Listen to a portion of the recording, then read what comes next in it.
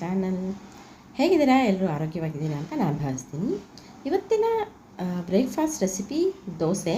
ಎಲ್ರಿಗೂ ತುಂಬಾ ಫೇವ್ರೇಟ್ ಆಗಿರೋಂಥ all time favourite South Indian special masala dosa.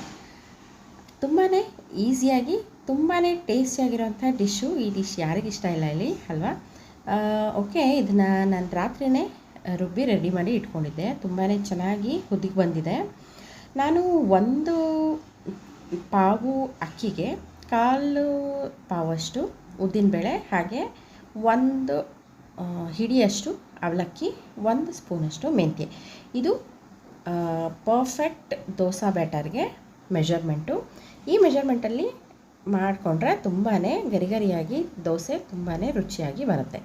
ಇದನ್ನು ನಾನು ಫಸ್ಟು ಉಪ್ಪು ಬೆರೆಸೋಕೆ ಮುಂಚೆನೇ ಸ್ವಲ್ಪ ಹಿಟ್ಟನ್ನು ತೆಗೆದು ಫ್ರಿಜ್ಜಲ್ಲಿ ಎತ್ತಿಟ್ಕೊತಾ ಇದ್ದೀನಿ. ಏಕೆಂದರೆ ಬೇರೆ ಟೈಮ್ಗೆ, ಇನ್ನೊಂದು ಟೈಮ್ಗೆ ಕೂಡ ಇದನ್ನು ಯೂಸ್ ಮಾಡ್ಕೋಬೋದು, ಅಥವಾ ಸಂಜೆ ಸ್ನ್ಯಾಕ್ಸಿಗೆ ಕೂಡ ಯೂಸ್ ಮಾಡ್ಬೋದು. ಸೊ ಅದಕ್ಕೆ ನಾನು ಸ್ವಲ್ಪ ದೋಸೆ ಬ್ಯಾಟರ್ನ ಎತ್ತಿ ಫ್ರಿಜ್ಜಲ್ಲಿ ಇಟ್ಕೊತಾ ಇದ್ದೀನಿ. ಉಪ್ಪು ಹಾಕೋಕ್ಕೆ ಮುಂಚೆನೇ ಇಟ್ಕೋಬೇಕಾಗತ್ತೆ, ಇಲ್ಲಾಂದರೆ ಹುಳಿ ಬಂದುಬಿಡುತ್ತೆ. ಉಪ್ಪು ಹಾಕೋಕ್ಕೆ ಮುಂಚೆನೇ ಈ ರೀತಿ ತೆಗೆದಿಟ್ಕೊಂಡ್ರೆ ನೀವು ಒಂದು ವಾರ ಬೇಕಾದ್ರೂ ಫ್ರಿಜ್ಜಲ್ಲಿ ಸ್ಟೋರ್ ಮಾಡಿ ಯೂಸ್ ಮಾಡ್ಬೋದು. ತುಂಬಾ ಚೆನ್ನಾಗಿರುತ್ತೆ. ಉಪ್ಪು ಮಾತ್ರ ಬೆರೆಸೋಕ್ಕೆ ಹೋಗಬಾರ್ದು. ಹಿಟ್ಟೆಲ್ಲ ರೆಡಿ ಮಾಡಿ ಇಟ್ಕೊಂಡಿದ ನಂತರ ಹಾಲು ಕಾಯಕ್ಕೆ ಇಟ್ಕೊತಾ ಇದ್ದೀನಿ. ಹಾಲು ಕಾಯೋಕ್ಕೆ ಒಂದು ಸೈಡು, ಇನ್ನೊಂದು ಸೈಡು ಆಲೂಗಡ್ಡೆ ಪಲ್ಯಕ್ಕೆ, ಆಲೂಗಡ್ಡೆ ಬೇಯೋಕ್ಕೆ ಆಲೂಗಡ್ಡೆನ ಕಟ್ ಮಾಡಿ ಕುಕ್ಕರಲ್ಲಿ ಇಟ್ಕೊತಾ ಇದ್ದೀನಿ. ಬೆಳಗಿನ ಹೊತ್ತಲ್ಲಿ ಎಷ್ಟು ಗಡಿಬಿಡಿ ಇರುತ್ತೆ ಅಂದರೆ ತುಂಬಾ ಗಡಿಬಿಡಿ ಇರುತ್ತೆ. ಸೊ ಆದ್ದರಿಂದ ಎಷ್ಟು ಕ್ವಿಕ್ಕಾಗಿ, ಎಷ್ಟು ಫಾಸ್ಟಾಗಿ ಕೆಲಸ ಮಾಡಿದ್ರೂ ಕಡಿಮೆನೇ. ಮಕ್ಕಳು ಸ್ಕೂಲ್ಗೆ, ಆಫೀಸ್ಗೆ, ಹಸ್ಬೆಂಡು, ಸೊ ವರ್ಕಿಂಗ್ ವುಮೆನ್ಸ್ ಆದರೂ ಅಂತೂ ಅವ್ರಿಗೆ ಇನ್ನೂ ಹರಿ ಇರುತ್ತೆ, ಅವ್ರು ಕೂಡ ಹೊರಡಬೇಕಲ್ವ. ಸೊ ಅದಕ್ಕೋಸ್ಕರ ನಾನು ಕೆಂಪು ಚಟ್ನಿನ ರಾತ್ರಿಯೇ ಪ್ರಿಪೇರ್ ಮಾಡಿ ಇಟ್ಕೊಂಡಿದ್ದೆ. ಅದನ್ನು ರೆಸಿಪಿನೇ ನಾನು ಲಾಸ್ಟಲ್ಲಿ ಶೇರ್ ಮಾಡ್ತೀನಿ.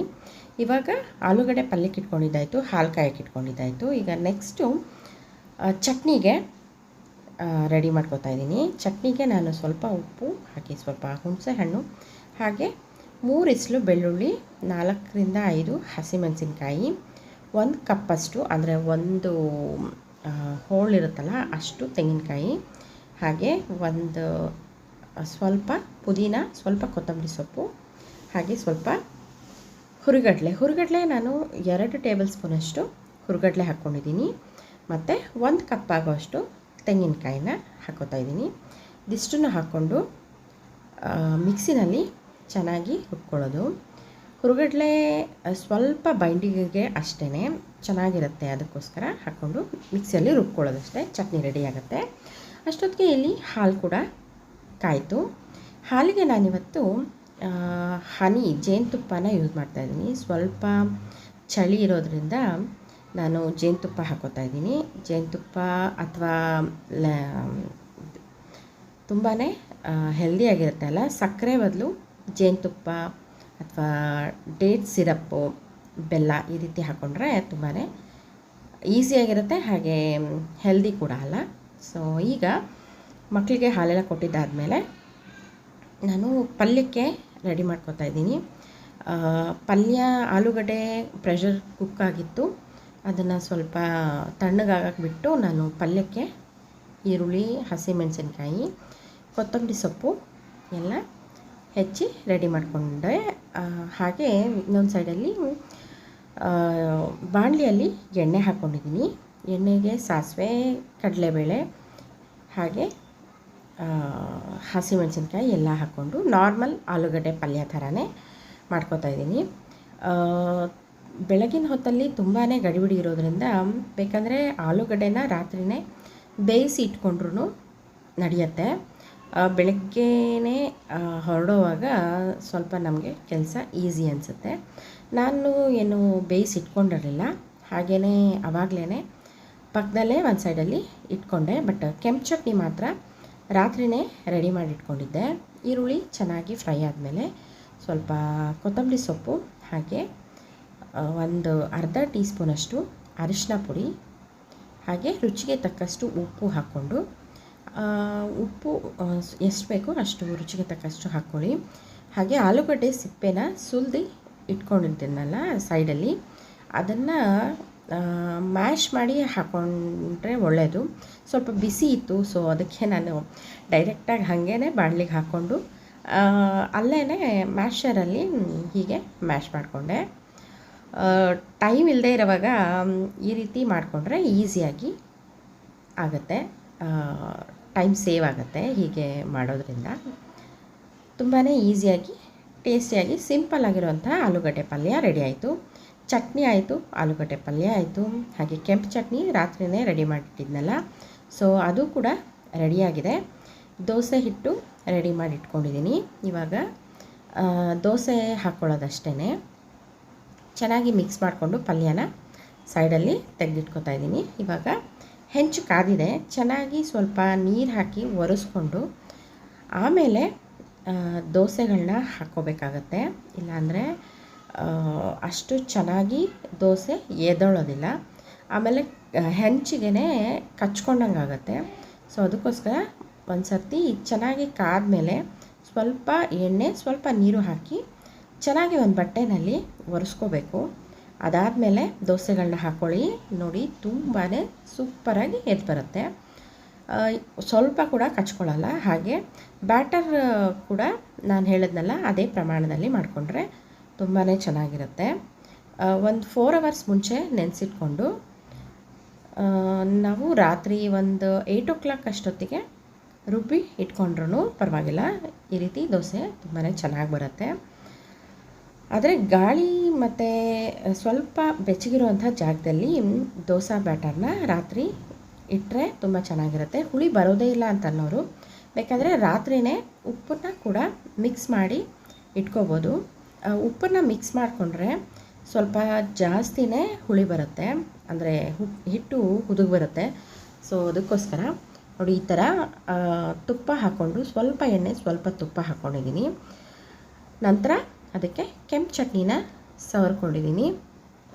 ಇದಕ್ಕೆ ಆಲೂಗಡ್ಡೆ ಪಲ್ಯ ಪ್ರಿಪೇರ್ ಮಾಡಿದ್ನಲ್ಲ ಅದನ್ನು ಹಾಕೋತಾ ಇದ್ದೀನಿ. ಇದಕ್ಕೆ ನಾನು ಕಾಯಿ ಚಟ್ನಿನ ಹಾಕೋತಾ ಇಲ್ಲ, ಯಾಕೆಂದರೆ ಸ್ವಲ್ಪ ಮೆತ್ತಗಾಗ್ಬಿಡುತ್ತೆ ದೋಸೆ, ಆ ಕ್ರಿಸ್ಪಿನೆಸ್ ಹೊಟ್ಟೋಗ್ಬಿಡುತ್ತೆ. ಅದಕ್ಕೋಸ್ಕರ ಅದಕ್ಕೆ ಸ್ವಲ್ಪ ನೀರು ಹಾಕ್ಕೊಂಡು, ನಾವು ಜಾಸ್ತಿ ನೀರು ಹಾಕ್ಕೊಂಡು ರುಬ್ಬಿರ್ತೀವಲ್ಲ, ನೋಡಿದ್ರೆ ಗರಿ ಗರಿಯಾದಂಥ ದೋಸೆ ಪ್ರಿಪೇರ್ ಆಯಿತು. ಕೆಂಪು ಚಟ್ನಿಗೆ ಹಾಗಲ್ಲ, ನಾವು ಹೆಚ್ಚಾಗಿ ನೀರು ಹಾಕಿರಲ್ಲ, ಅದಕ್ಕೆ ಎಣ್ಣೆ ಹಾಕ್ಕೊಂಡಿರ್ತೀವಿ ರುಬ್ಬೋದಕ್ಕೂ.